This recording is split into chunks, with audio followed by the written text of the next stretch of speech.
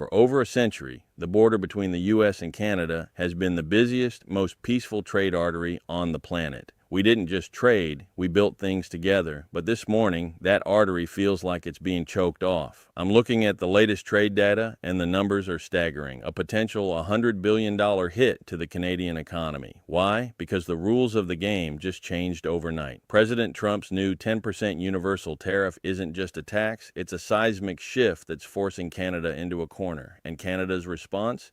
A massive nationalistic pivot to buy Canadian. The friendly neighbor era is officially on ice. I remember when made in North America meant something seamless. You'd have a car parked across the border 7 times before the vehicle was even finished. But now, that 10% surcharge is acting like a wall. For every $100 of goods Canada tries to send south, $10 is vanished by the U.S. Treasury. When you're talking about an economy where over 70% of exports go to a single neighbor, that's not just a dip in profits. It's an existential threat. I've been talking to industry insiders, and the panic is real. Steel, aluminum, even the lumber used to build American homes. It's all getting caught in the crossfire. The logic from Washington is simple: America first. But for Canada, the consequence is a brutal $100 billion blow that threatens to hollow out its manufacturing heart. I started digging into how Ottawa is actually handling this, and the atmosphere is electric. It's no longer just a policy debate, it's a full-blown economic insurgency. The Canadian government realized that they can't win a head-to-head trade war with a superpower by playing defense, so they've flipped the script. They've launched a massive, federally backed Buy Canadian campaign that is more aggressive than anything we've seen in decades. It's a desperate yet calculated attempt to redirect billions of dollars back into their own provinces. Every time I look at a store shelf now, the maple leaf sticker isn't just a point of pride, it's a survival tactic. The strategy is to starve the demand for American-made goods to offset the losses from the 10% tariff. I'm seeing massive subsidies being poured into local tech and agriculture to ensure that if a product can be grown or built in Ontario or Alberta, it stays there. But here's the kicker. This isn't just about patriotism. By forcing a domestic-only supply chain, Canada is essentially trying to build an economic fortress. They are betting that if they stop buying American, the pressure on U.S. businesses will be so intense that Washington will be forced to blink. It's a high-stakes game of chicken, and the $100 billion question is, who runs out of fuel first? I've been watching the fallout in real time, and it's not just the big corporations feeling the heat, it's the average person on the street. In Ontario and Quebec, the manufacturing hubs of the country, the silence in some of these plants is deafening. Over 50,000 jobs have already vanished in the manufacturing sector alone since this trade war ignited. I spoke with a shop floor manager last week who told me they've had to put entire production lines on indefinite hold because the cost of shipping their parts across the border has simply become unsustainable. It's a domino effect. The 10% tariff hits the steel price hikes the auto parts, and suddenly a made in North America car is $3,000 more expensive than it was 6 months ago. But what's really fascinating and a bit terrifying is how the Canadian government is retaliating. They aren't just sitting back. They've launched Operation Blizzard and other aggressive border measures to show they can play hardball with security and fentanyl flow, trying to prove they aren't the security threat Washington claims they are. Meanwhile, the Buy Canadian push has moved into the digital space. I'm seeing targeted ads and government-backed apps designed to help citizens scan barcodes to ensure their money isn't crossing the border. It's an economic divorce happening in real time. The U.S. might be looking for a $100 billion win, but they've effectively turned their most stable ally into a fortress. The question is, can Canada's internal market actually grow fast enough to replace the giant next door? Or is this Buy Canadian movement just a beautiful way to describe a sinking ship? I've been tracking the most recent developments, and what's happening right now is a total breakdown of the special relationship we've known for decades. While the world was watching the legal battles over the original emergency tariffs, Washington just dropped a hammer. A new 10% global surcharge under Section 122 of the Trade Act. This isn't a temporary bluff anymore. It's a systematic attempt to reset how North America functions. I'm seeing reports that Canada has officially hit back with its own sell here, build here mandate. It's a direct ultimatum to any company. If you want to profit from Canadian customers, you can't just ship from a U.S. factory anymore. You have to build on Canadian soil. This is where it gets really intense. I've noticed a massive shift in how the Canadian government is spending your tax dollars. They've moved beyond just asking people to buy local. They are now rewriting the rules for billions in public procurement. If a bridge needs steel or a hospital needs tech, it must be Canadian, even if it costs more. I'm looking at the fallout in the auto sector specifically. It's been exactly 1 year since the first 25% auto tariffs hit, and the scars are deep. Billboards are going up across the country with a very clear message: invest here or lose us. We are witnessing the birth of a Fortress Canada mindset, where the goal isn't just to survive the $100 billion blow, but to decouple from the U.S. enough that no future president can ever hold the Canadian economy hostage again. The question is, in this fight between two giants, who is going to go bankrupt first? I'm tracking the latest move from the Prime Minister's office, and it's a game changer. They've officially launched the Buy Canadian policy with teeth, new federal procurement rules that effectively lock U.S. companies out of major government contracts. If a project is worth more than $5 million, the government is now mandated to prioritize Canadian suppliers, services, and even intellectual property. It's no longer just a suggestion to shop local. It's a legal requirement for the state to build a domestic wall against the $100 billion pressure from Washington. But here's the real twist that just hit the wires. After the U.S. Supreme Court struck down the initial emergency tariffs as unconstitutional, the White House didn't back down. They immediately pivoted, using Section 122 of the Trade Act to slap on a temporary 10% global surcharge to address what they call a national payments problem. This triggered a massive sell-off in the markets, but it also forced Canada's hand into a long-term strategy. I'm seeing Canada respond by doubling down on their own 25% steel derivative tariffs and slashing import quotas for any country that doesn't have a free trade agreement with them. We are watching the two most integrated economies in the world intentionally tear themselves apart section by section, all while the 2026 CUSMA review looms like a ticking time bomb. The Buy Canadian movement isn't just a marketing campaign anymore. It's the only oxygen left in a room where the air is getting thinner by the day. This is the moment where the Buy Canadian movement stopped being a suggestion and started being an order. I'm looking at the fresh reports from the 2026 CUSMA review, and the tension is high enough to snap a steel cable. While the U.S. and Canada used to be the ultimate team, they are now treating each other like corporate rivals. Washington just flagged Canada's $25 million procurement threshold as a major trade barrier, but Ottawa isn't flinching. In fact, they've turned the volume up. I've been tracking the sell here, build here mandate, and it's getting aggressive. Major unions and provincial leaders are now demanding that any company wanting a piece of the Canadian market must move their factories north of the border. It's a total reversal of the last 30 years of globalization. If you want to sell a car in Toronto, you better be building it in Ontario. This isn't just about the $100 billion hit anymore. It's a fight for the soul of the Canadian industry. We're seeing a historic shift where Fortress Canada is no longer a theory. It's the new blueprint for survival in a world where the old rules of free trade have been tossed into the fire. I'm looking at the latest trade data, and the damage is even worse than the headlines suggest. We are now seeing the fallout of what experts are calling the alcohol war.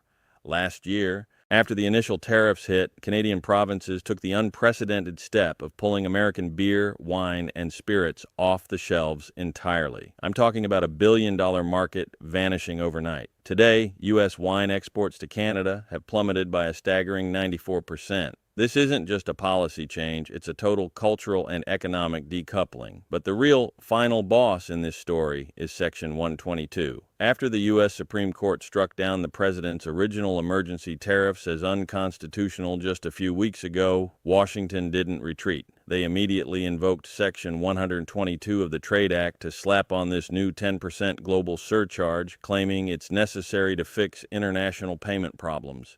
This move has effectively bypassed the court's ruling and put Canada right back in the line of fire. I'm seeing Ottawa respond by doubling down on their Buy Canadian framework, making it nearly impossible for U.S. companies to bid on any federal contract worth over $5 million.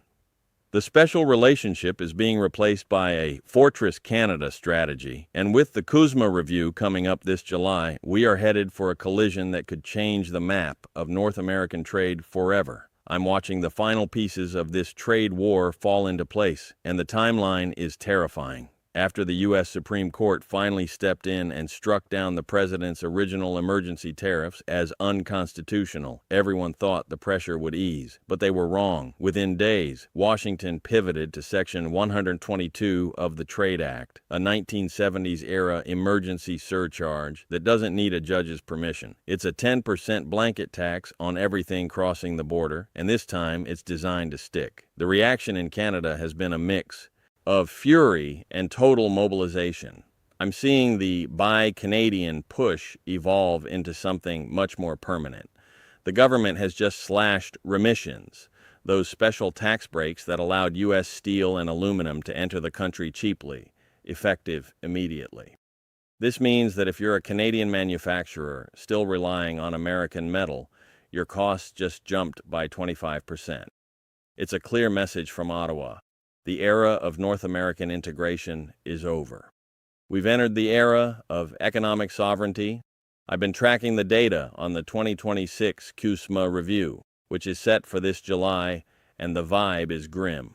For the first time in history, there is real talk about not renewing the agreement at all. If that happens, we aren't just looking at a trade war, we're looking at a total economic divorce.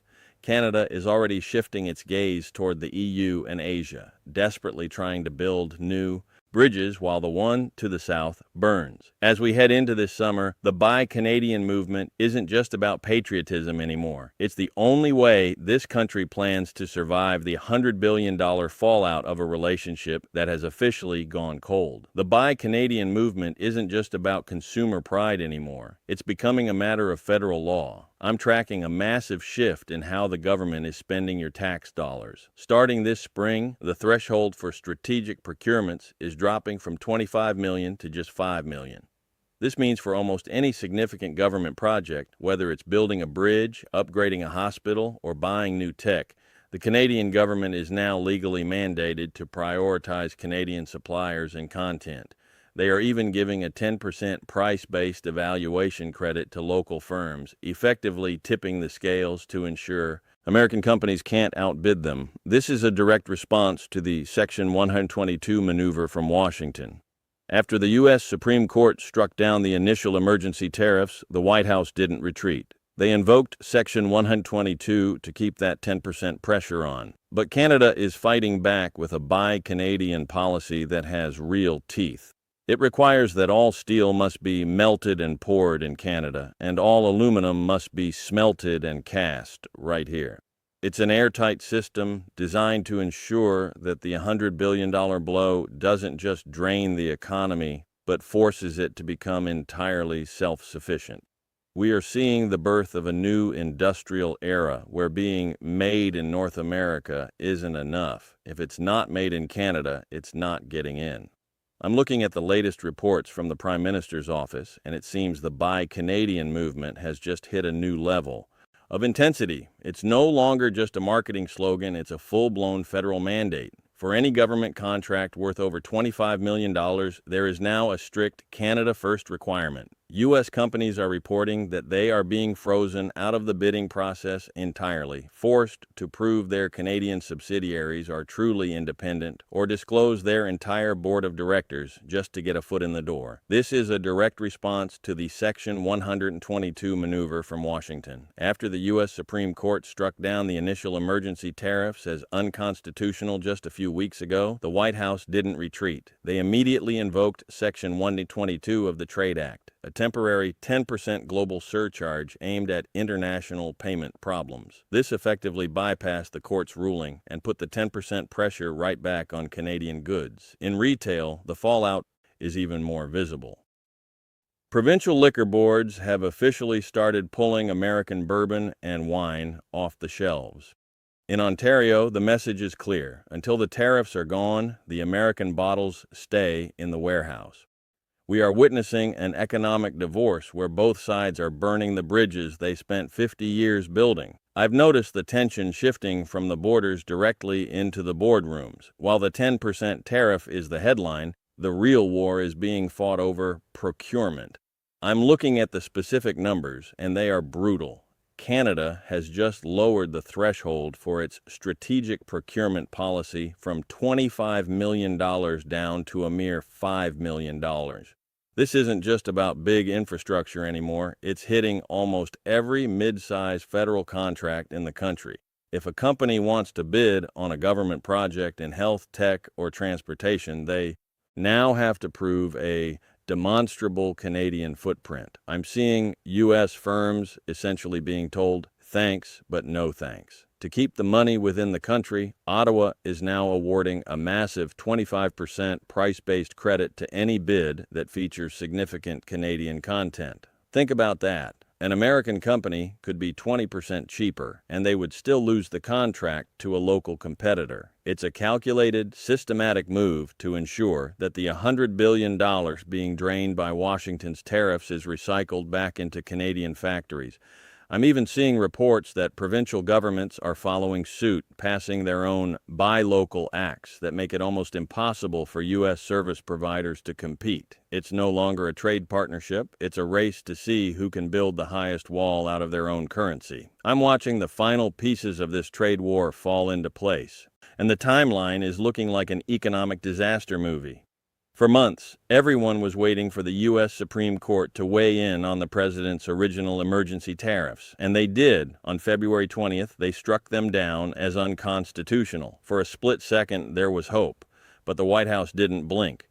Within hours, they invoked Section 122 of the Trade Act, a temporary import surcharge that doesn't need a judge's permission.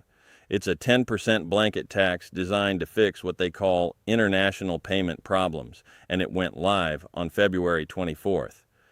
The reaction in Canada has shifted from defense to a total nationalistic mobilization. I'm seeing the Buy Canadian push move from a marketing slogan to a hard-coded legal requirement. On June 15th, the threshold for federal strategic procurements is dropping from $25 million all the way down to $5 million. This means that almost every mid-sized government project in the country, from hospital equipment to tech upgrades, now has to prioritize local suppliers. They've even baked in a price-based evaluation credit, giving Canadian companies a massive 25% advantage in the bidding process. I've been digging into the specific material requirements, and they are airtight. If you want to sell steel to the Canadian government now, it must be melted and poured in Canada. Aluminum, smelted and cast in Canada. No more loopholes, no more North American blending. This is a systematic effort to ensure the $100 billion blow from Washington doesn't just bleed the country dry, but instead forces it to build an industrial fortress. As we head toward the CUSMA review this July, the special relationship isn't just on thin ice, it's officially underwater. The Buy Canadian movement isn't just about patriotism anymore. It's a survival strategy for a country that is realizing it can no longer rely on its closest neighbor. In the end, what I'm seeing isn't just a trade dispute. It's the total transformation of our continent. The $100 billion blow from these tariffs has forced a reality check that nobody in Ottawa or Washington was truly prepared for. As I look at the final data points leading into the CUSMA review, the conclusion is inescapable. The era of the borderless North American economy is dead. By forcing Canadians to buy Canadian, the government isn't just protecting jobs, they are bracing for a future where the U.S. is no longer a guaranteed partner, but a volatile competitor. I've spent weeks analyzing these shifts, and the message from the Buy Canadian movement is loud and clear. Never again. Never again will Canada allow its entire economic heart to be at the mercy of a single signature in the Oval Office. Whether it's the 10% universal tariff or the strategic pivot to domestic manufacturing, the map has been redrawn. As these new laws take full effect this summer, we are watching a nation choose its own sovereignty over its oldest alliance. The price tag is $100 billion, but for Canada, the cost of doing nothing was even higher. The neighborly fence hasn't just been mended, it's been turned into a fortress.